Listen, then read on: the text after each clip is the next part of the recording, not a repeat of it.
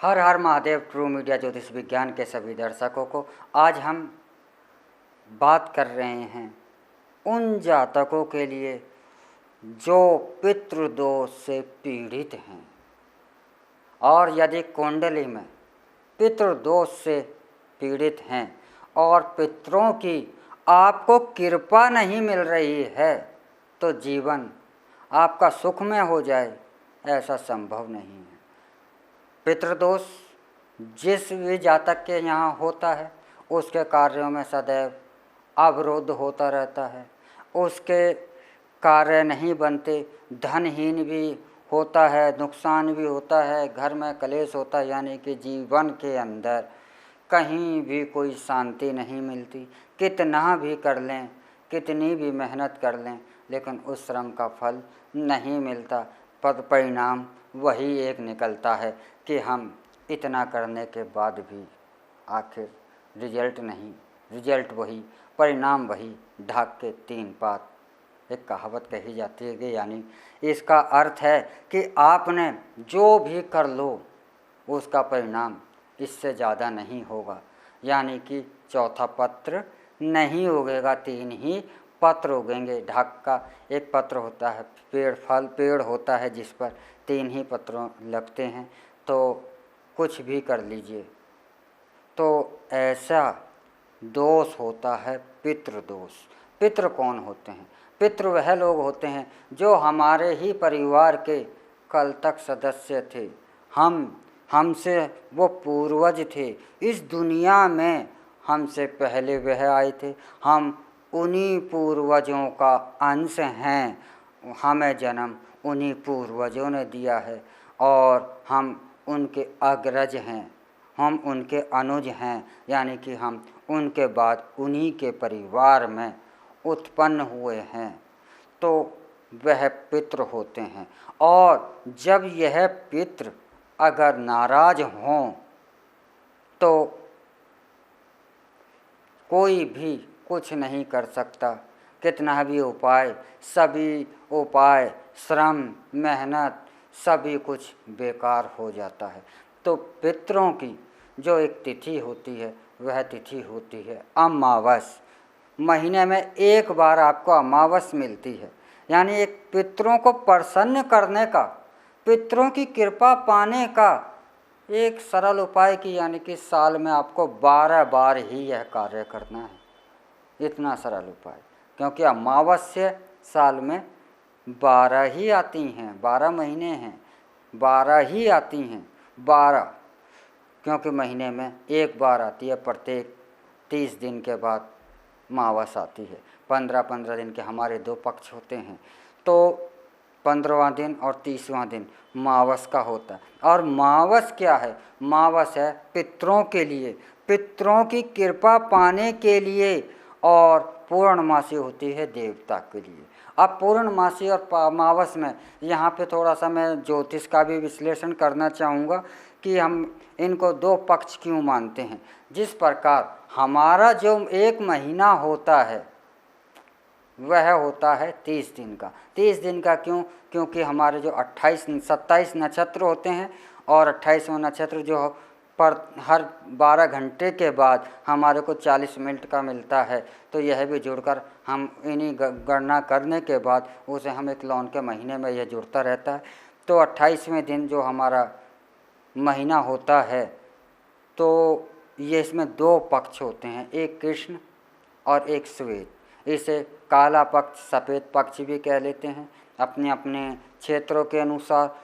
तो पितरों के लिए 15 दिन की रात जो कृष्ण पक्ष होता है और 15 दिन का शुक्ल पक्ष दिन, इन दोनों को मिला करके एक दिन होता है मनुष्य के, यानी कि हमारी धरती पर हमारे 30 दिन और पितरों का एक दिन बराबर है। यानी कि जब भी आप मावस पे आते हैं, अगली मावस से अगली मावस पर आते हैं, तो पितृलोक में यह अगला दिन होता है, लेकिन हमारी धरती पर यह 30 दिन बीत जाते हैं, 2 पक्ष बीत जाते हैं। इसीलिए हम इसे 2 पक्षों में बांटते हैं। यानी कि 2 पक्ष हमने क्यों माने गए हैं? इसलिए माने गए कृष्ण और श्वेत, यानी कि पितृलोक की गणना के अनुसार यह आधा पक्ष रात्रि का है और आधा पक्ष दिन का है। जैसे हमारा 24 घंटे का दिन होता है एक दिन, उसी प्रकार उनका 30 दिन का एक दिन होता है। तो 24 घंटे के दिन में हम अगर 12 घंटे की रात्रि 12 घंटे का दिन मान लें,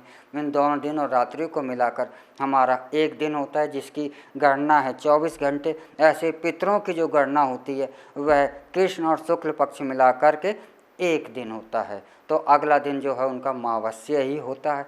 और तो इसलिए आप प्रत्येक अमावस्या को आप पितरों को प्रसन्न करने के उपाय अवश्य ही करें।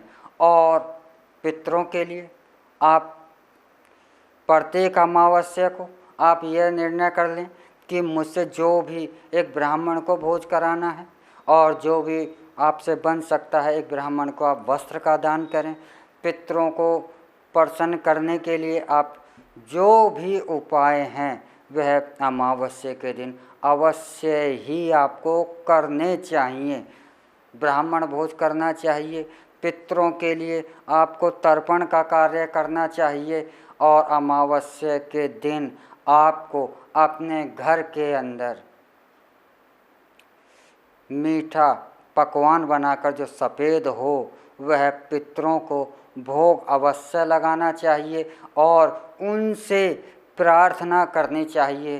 पितृ देवताओं को नमस्कार करते हुए और उनसे प्रार्थना करनी चाहिए कि हमें जो भी हमसे अपराध हुए हैं वह क्षमा करें। और पितरों के लिए एक दीप संध्या के समय आप पितरों के लिए अवश्य ही जलाएं और उनसे अपने सुख समृद्धि की कामना करें।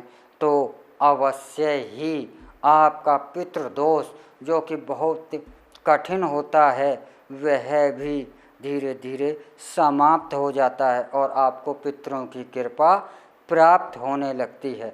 तो आपको अमावस्या तिथि के अंदर अगर कोई जातक जिसके पितृ से पीड़ित है वह अमावस्या के तिथि के अंदर अपने पितरों के लिए ब्राह्मण भोज करता है तो अवश्य ही पितृदोष उसकी कुंडली से समाप्त होने लगता है।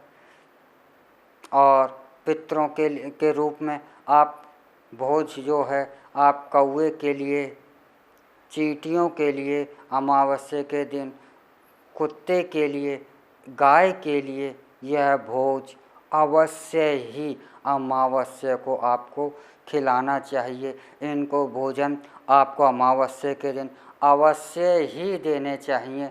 तो आपके जीवन में जो पितृदोष है वह समाप्त होने लगता है। तो आपकी अगर कुंडली में पितृदोष है तो आप अवश्य ही इन उपायों को करें तो आप देखेंगे कि आपके जो असफलताएं मिल रही थीं वह सफलताओं में बदल जाएंगी। और एक बात अवश्य ही ध्यान रखें कि आपके घर में अगर कोई बुजुर्ग है तो उसका आशीर्वाद अवश्य लें और अपने माता पिता या बुजुर्ग जो लोग हैं उनको अवश्य ही उनकी इच्छाओं का ध्यान रखें और उन्हें सम्मान दें।